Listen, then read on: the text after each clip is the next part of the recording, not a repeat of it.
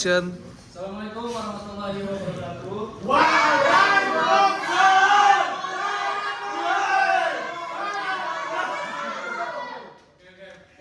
Terlihat sangat semangat ya teman-teman hari ini.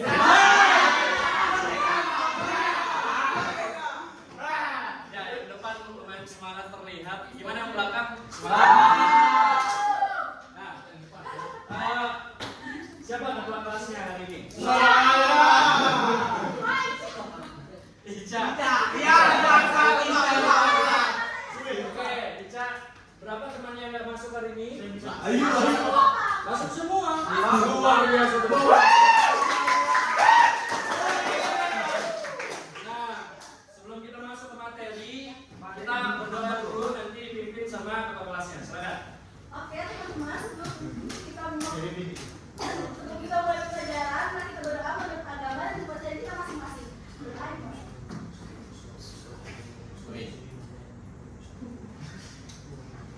Berdoa selesai. Amin. Oke, jadi hari ini lagi kita akan belajar tentang proklamasi kemerdekaan. Yes. Merdeka. Proklamasi kemerdekaan ini Merdeka. pernah nggak sih? Saya mau nanyakan dulu ke kalian. Pernah nggak sih kalian Merdeka. ngetik sesuatu tapi kayak merasa ada yang aduh ini takut nih gugup nih. Oh pernah Pak.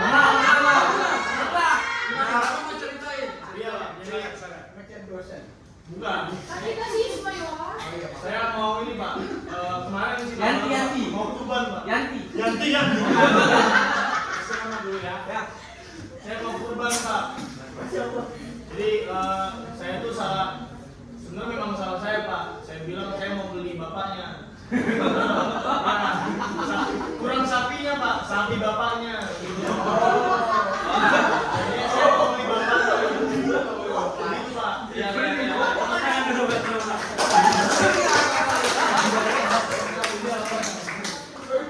Ya, jadi sebenarnya hal-hal yang misalnya salah ketik, salah nulis dan sebagainya itu memang sesuatu yang cukup, kalau udah kejadian tuh kayak, ya Allah. Iya, itu memang rasanya.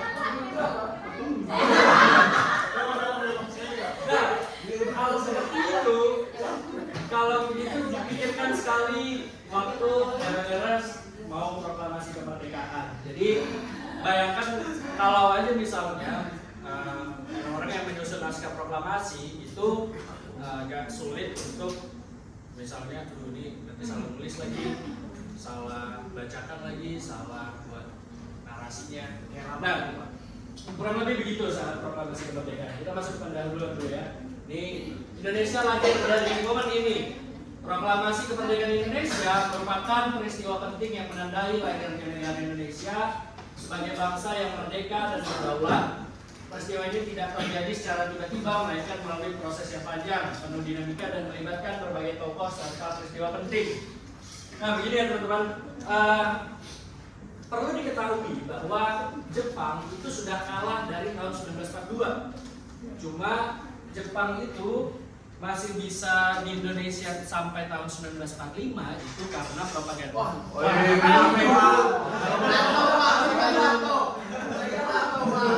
Bapak saya telepon tadi Pak. Ya, bisa juga ya ya. Ya. Nah, jadi sampai 45 kenapa bisa? Itu karena dia propagandanya kuat. Jepang pada saat itu mengatakan masih kayak, oh kita masih menang kok dalam perang-perang, kita masih kuat nih. Padahal realitanya dia udah mulai kalah di tahun 42. Nah, sampai di bulan Juli 1945 kalau nggak salah, ya Juli 1945, akhirnya Jepang itu maksudnya Belanda dan tentara Australia pada saat itu, yang tentara Belanda kan sempat lari ke Australia dan dia bawa tentara Australia masuk ke Indonesia lagi, tepatnya di Balikpapan pada saat itu, dan perang kurang lebih seminggu tentara Jepang dengan tentara Belanda dan Australia. Nah, Nggak berhenti Pak. ya non stop, dan di situ peperangan hebat. Kampung Baru, Pak. Kampung Kayaknya sih ya. Saya breaking Bapak ada breaking Pak. Jangan apa-apa. Nah, jadi intinya selama seminggu perang itu ada kelaparan hebat daerah Balikpapan sampai sampai kamu juga diam. Ya, jadi tentara Australia itu nyuruh meminta warga-warga Balikpapan untuk bikin dapur rakyat pada saat itu. Jadi, ya semacam MBK. Jadi bikin makanan-makanan untuk orang-orang yang lapar, untuk tentara-tentara yang habis perang. Kurang lebih begitu. Nah, kita next lagi. Jepang kalah, kesempatan datang. Silakan yang mau baca siapa atau saya yang tunjuk? Tunjuk aja Pak. Saya yang tunjuk. Iya. Oke. Bagian Jepang melemah silakan dibacakan oleh Vivi. Silakan.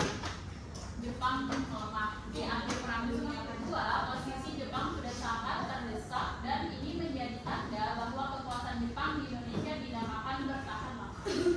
Nah, ini yang tadi saya bilang tahun 1942 itu Jepang sudah mulai kalah. Enggak, belum. Jadi ada beberapa hal yang memang dia udah kalah perang lah. Saya nanti mungkin kita akan bahas di lain waktu terkait kekalahan-kekalahan di Jepang aja lah. Sampai akhirnya yang tadi saya bilang juga di tahun 45 puncaknya. Nah, kekosongan kekuasaan silakan bacakan Cahya. Kekuasaan setelah Jepang menyerah pada Sekutu, terjadi kekuasaan Indonesia. Kondisi ini menunjukkan peluang besar bagi bangsa Indonesia untuk menentukan nasibnya sendiri. Nah, jadi setelah bom Nagasaki dan Hiroshima, jadi pemuda-pemuda itu waktu itu di Jalan Pegangsaan juga, tapi bukan di nomor berapa? 56. Bukan di nomor 56. Jadi sekitar di nomor 48 atau 47 gitu.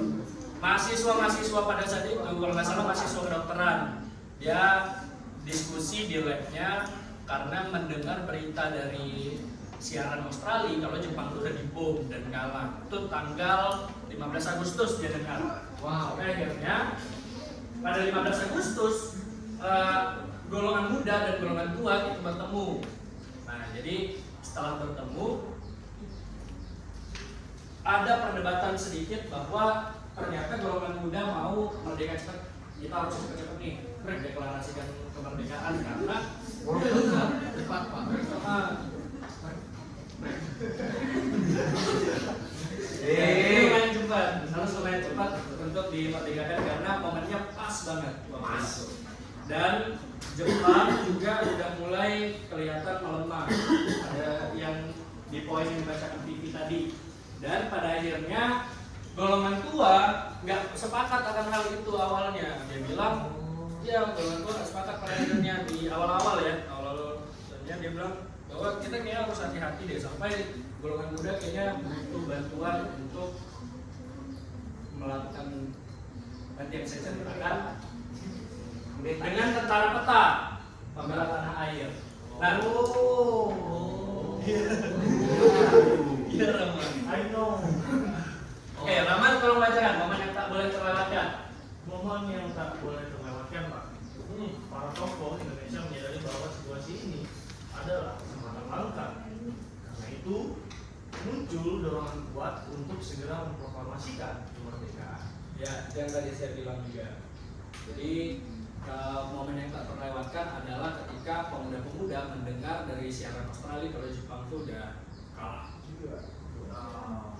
Nah ini tadi golongan muda versus golongan tua, beda cara beda sama. Menjelang proklamasi terjadi perbedaan pendapat antara golongan muda dan golongan tua. Golongan muda ini ingin kemerdekaan segera diumumkan tanpa adanya campur tangan Jepang. Sementara itu golongan tua memilih lebih hati-hati dengan mempertimbangkan situasi. Namun keduanya memiliki tujuan yang sama, yaitu kemerdekaan Indonesia. Sekitar tanggal 14-15 Agustus 1945, Soekarno dan Hatta itu dari Vietnam baru datang ke Indonesia langsung pidato bahwa kemerdekaan akan diumumkan sebelum, kalau nggak salah, jagung tumbuh deh. Sebelum jagung tumbuh. Jadi sebenarnya sudah bakal dimerdekakan dengan Jepang. Pada akhirnya ketika mendengar berita-berita bahwa Jepang sudah kalah, golongan muda, para pemuda ini kalau kalian tahu, kalian yang sekarang siswa-siswa, mahasiswa dulu disebutnya sebagai pemuda. Nah, apa? Dia nanya kalau yang tua gimana Pak? Ya, Kalau yang tua umuran gimana Pak? Dia bilang kayak bapak. ya kurang lebih mungkin kalau misalnya kita di tahun ke-5 mungkin saya adalah golongan tuanya.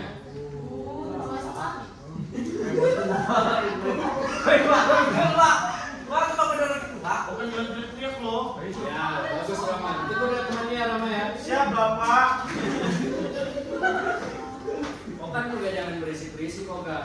Lihat temannya yang diam-diam kesian. Oke? Ya.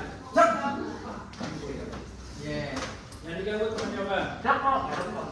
Nih, Rengas Dengklok saat desakan memuncak. Jadi ketika sudah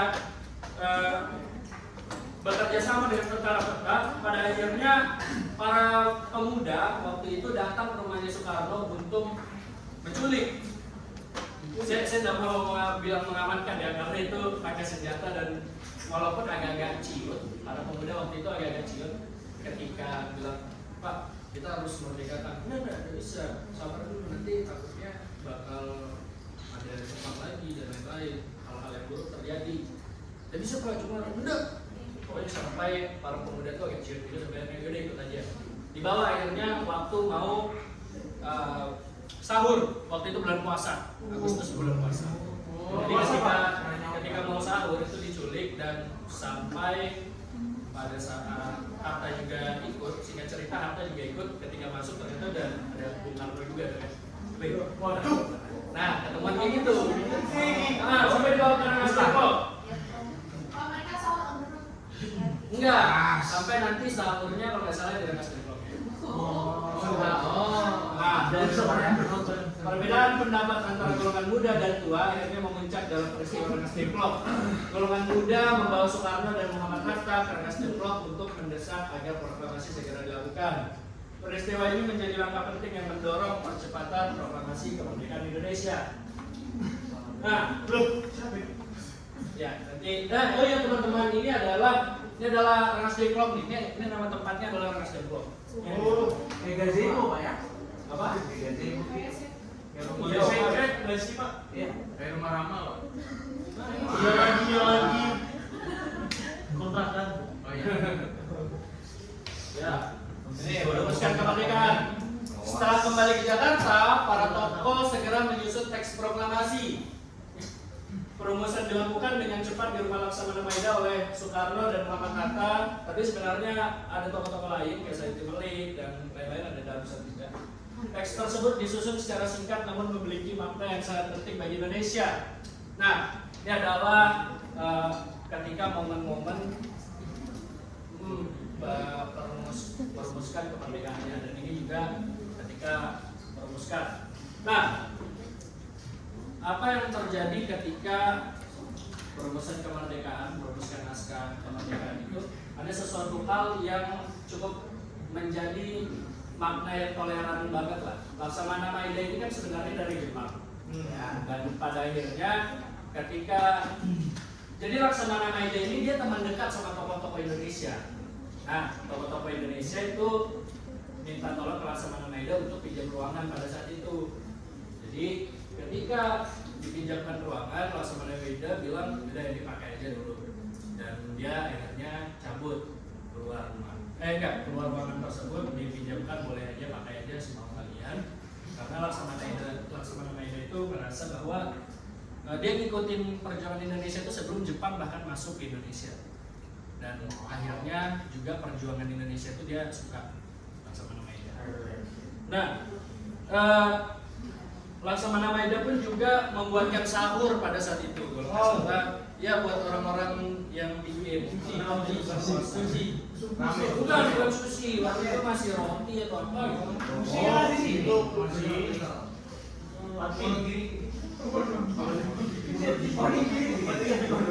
di situ. Nah, pada akhirnya setelah 16 Agustus berakhir, itu belum ada tidur tuh, bikin teks proklamasi sampai subuh, sampai tengah malam banget, sempat dipulangin Coba dipulangin buat enggak, tadi yang di rumah Laksamana Maida itu buka puasa, saya maaf. Itu buka puasa, jadi dihidangkan sesuatu. Sampai pada malam tengah malamnya itu dipulangkan bentar Soekarno sama Hatta di rumahnya masing-masing buat sahur, lalu balik lagi. Siap-siap untuk membacakan teks proklamasi. Nah tadi pasti kalian sudah pernah dengar bahwa ternyata pembacaan teks proklamasi ini pengen dilakukan di lapangan Gada. Benar, tepuk tangan dulu untuk siapa itu.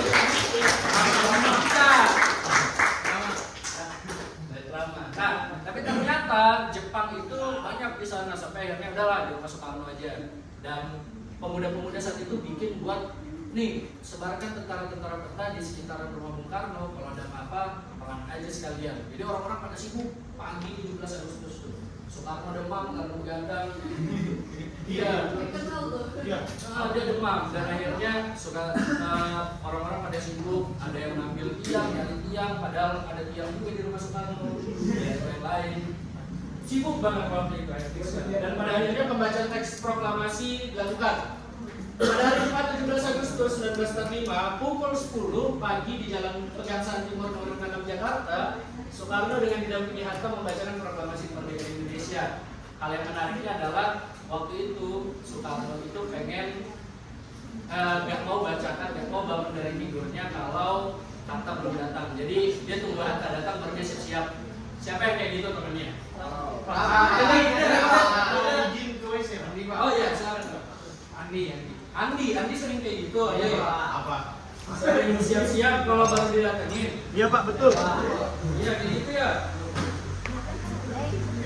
Nah, ini dia makna besar dibalik proklamasi. Proklamasi kemerdekaan merupakan pernyataan resmi bahwa Indonesia telah merdeka.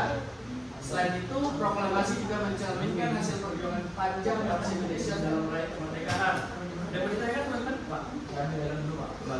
Oh ya, silakan. Jangan lama ya. 2 menit. Bapak, balik. Silakan. Ada yang mau ditanyakan? Ya Pak. Ya. Kan kata Bapak tadi 1942 itu Jepang sudah mulai mengalami kemunduran. Ini pada kenyataannya baru saja 1942 itu juga awal mula Jepang datang ke Indonesia itu Pak. Jadi bagaimana bisa Jepang mulai menginvasi bangsa Indonesia, mulai menuduh bangsa Indonesia, padahal dia sudah mengalami kekalahan. Ya, menarik ya. Bagus pertanyaannya, kasih tepuk tangan dulu untuk temannya. Jadi kenapa bisa terjadi seperti itu? Kenapa Okan menanyakan kenapa Indonesia bisa dijajah sama Jepang pada saat Jepang sudah posisi kalah di tahun 1942? Nah, jawabannya adalah waktu itu penyebaran informasi nggak seintens sekarang, nggak secepat sekarang. Jadi pada saat itu Indonesia belum dapat kabar kalau Jepang itu udah mulai kalah. Bahkan kalau nggak salah Soekarno itu baru baca buku Perang Pasifik pada saat itu. Akhirnya Jepang masuk untuk eksploitasi sumber daya dengan propaganda saudara tua, kita akan merdekakan, kita akan anti barat dan lain-lain. Lebih begitu ya kan? Ada lagi yang bertanya teman-teman? Silakan.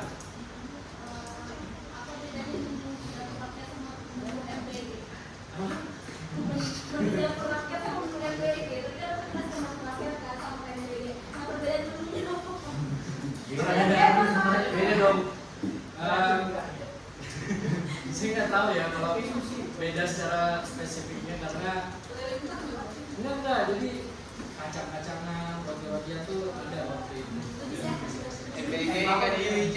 Macam-macam. Kurang lebih kayak saya nggak tahu ya belum pernah makan BG karena BG beda-beda kan dia.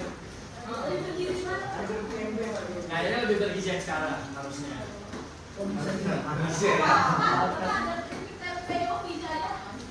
Ada dong. Ada Yopi Jaya. Mencari di era fresh dan. Nah, jadi ya, ini lain, ini bisa salah saya. Dan kita masuk ke kerja kelompok teman-teman. Ada 2 kelompok aja kita bagi ke 2 kelompok. Ya, 1. Di sini kelompok 1 dan di sini kelompok 2 ya. Dan tugasnya adalah kalian memperbaiki ini ya, narasi-narasi yang ada di dalam sini. Jadi kalian koreksi lah apa yang salah. Oke? Jadi satu kelompok, misal kelompok 1 itu dibagi 2 tim lagi. Kelompok 1 ada 2 tim untuk kerjakan narasi 1 dan narasi 2. Paham ya? Oh ya, paham. Itu waktu Kalau itu tugasnya jangan bangun. iya, dia file proklamasinya juga.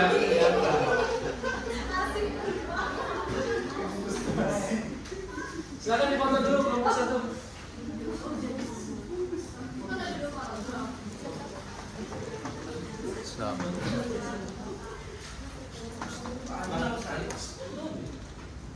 Pak. Sudah dipoto belum kelompok 1? Belum tapi Foto dulu, mau dikasihkan kelompok 2 lagi. Kelompok bukan ini kelompok 1. Dua narasi. Jadi satu kelompok dibagi 2 tim lagi. Ya kan biar sama pakai proklamasi. Ada ya? Ayo di kelompok 2. Kalian narasi yang mana? Kalian narasi buat tuh. Kita minta narasi. Waktunya 4 menit dari sekarang. Kita sama-sama nanti. Geser yang tadi. Jadi ini koreksi luar. Nanti narasi 1 kalian kan kelompok 2 pada 1945. Nah kalian kelompok 2 kan jadi dibagi jadi 2 tim karena di 2 narasi. Jadi ada yang narasi yang dia ada yang narasi. Paham ya? Mahmud? Paham? Indah? Paham Indah?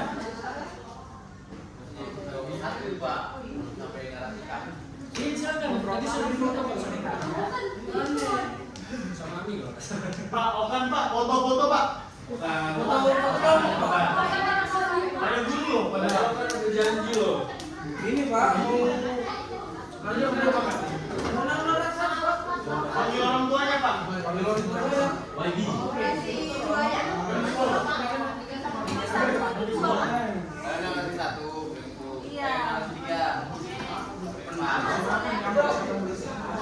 Ini narasi narasi satu.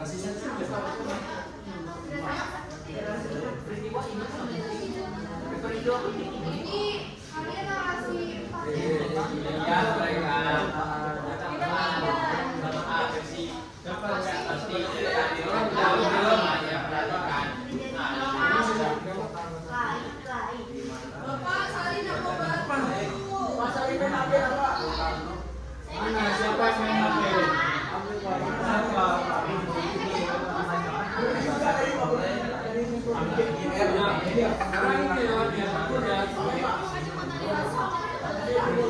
Rama. Bapak ada pemuda di sini Pak. Jalan-jalan Bapak ada sini Pak. Itu Pak, tapi ada lihat juga anak kamu Mahmud.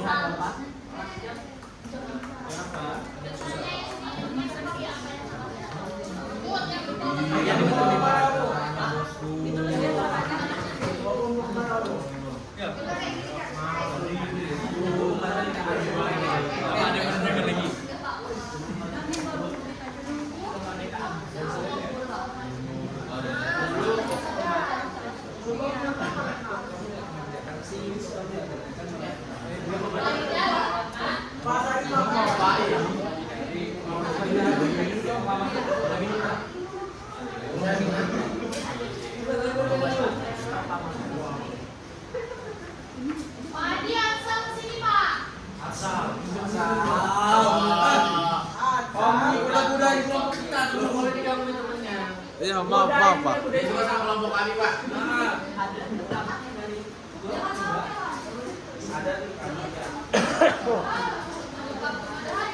Pak, saya ingin bawa sampah. 10 menit. 1 menit. Pak, saya juga. 1 menit kan salam. Iya,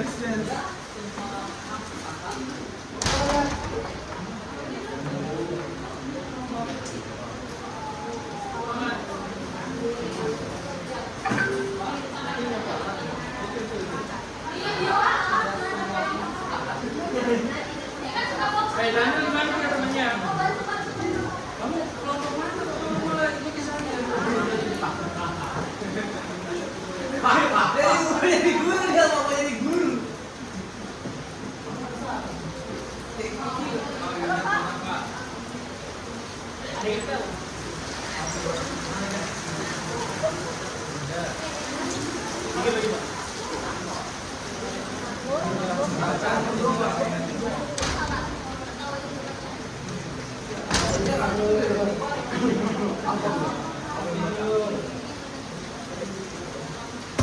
Kamu baca tulis di sini ya.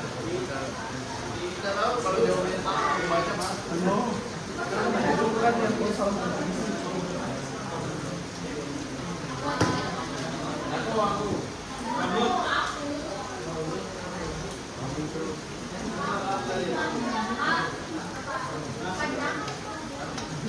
Panjangan ya? Pak, saya sakit. Kamu lagi penyakit. Enggak ada arti gue udah asal makanya dia sakit. Pak, saya betul sakit. Asal. Sebentar lagi ya, Kela ya. Saya jadikan nih.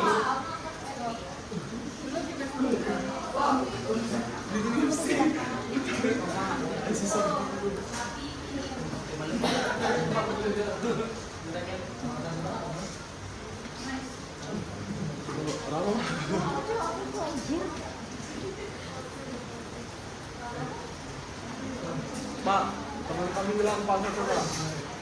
Oke, teman-teman. Sudah ya? Kita maju ya.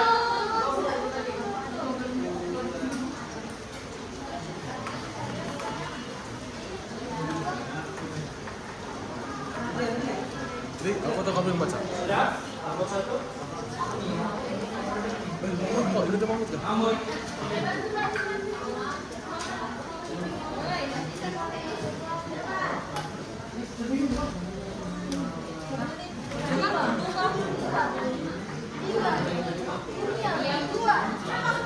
Ya, ini saya tahu.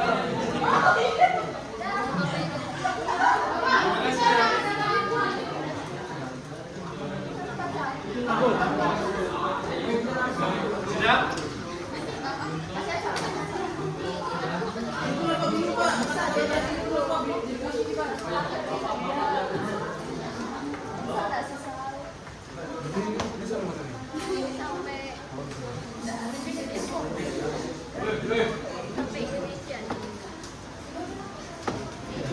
Pak, Pak, Sal, Pak.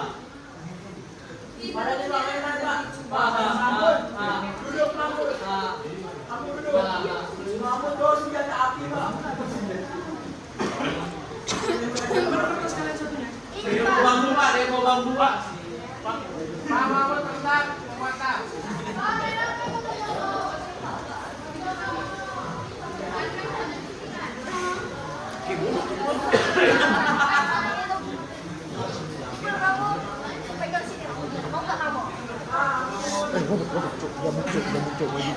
Oh iya.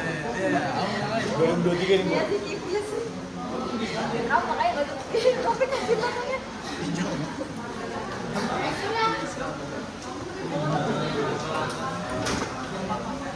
Oke, bisa duduk ke tempatnya masing-masing. Bisa, Pak. Adik-adik nanti ya. Pak, maaf, Pak. Nah, ini tugasnya sudah saya terima, tapi nanti karena kelas ini sudah mau selesai ya, teman-teman. Jadi nanti di lain waktu saya akan koreksi dan kita akan bacakan sama-sama. Nah, sebagai penutupan, ada yang mau simpulkan terkait proklamasi?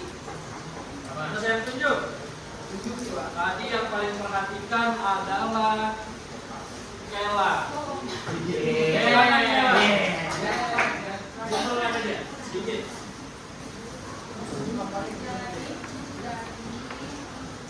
Jadi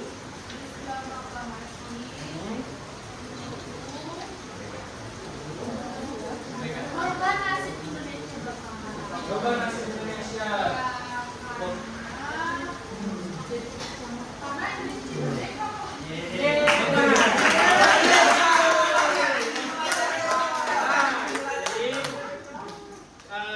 Betul kata Kela, pada akhirnya Indonesia merdeka melalui perjuangan yang panjang, melalui semangat juang yang sama, dan lain-lainnya lah tentang untuk memerdekakan bangsanya sendiri. Jadi kurang lebih begitu ya teman-teman ya. Hadiahnya ya. Oke, jadi kurang lebih begitu. Mungkin kita bisa ketemu lagi di lain waktu ya teman-teman. Terima kasih sudah mendengarkan. Saya tutup. Dari sini, assalamualaikum.